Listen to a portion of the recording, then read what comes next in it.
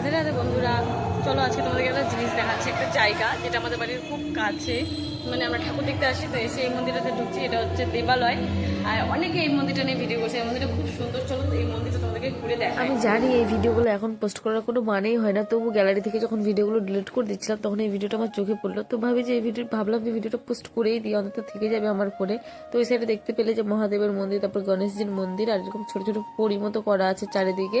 তারপরে এখানে হচ্ছে মা কালীর মন্দির, আর চারিদিকে না এই যে তোমার এরকম মূর্তিগুলো মানে এগুলো ফুটিয়ে তোলা হয়েছে, মানে এগুলো কিন্তু আর্ট করে নাই, মানে মূর্তি টাইপেরই করা আছে। এখানে মা দুর্গা, তারপরে তোমার এদিকে অর্জুনের রথে সারথি কৃষ্ণ, নারায়ণ ঠাকুর, আরো অনেক ঠাকুরের এরকম মূর্তি মূর্তি টাইপের করা আছে। না মূর্তি না ড্রয়িং, মানে কেমন করে জানি করা আছে, এটা খুব সুন্দর করে করা আছে চারিদিকে মন্দিরের সব সাইডে।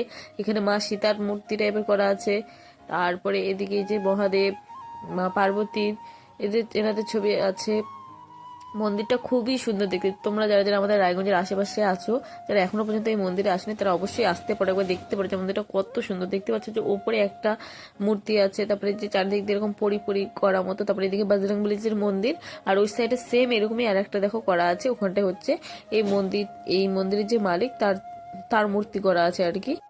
এই ভিডিওটা সেই আমার দুর্গাপূজার সময়কার ভিডিও, আর এটা আমি ডিসেম্বর মাসে পোস্ট করছি। আসলে আমি ভুলে গেছিলাম, আমি না ভিডিও করে ভুলে যাই যে আমার গ্যালারিতে এই ভিডিওগুলো আছে। যখন গ্যালারি থেকে সব ভিডিও ডিলিট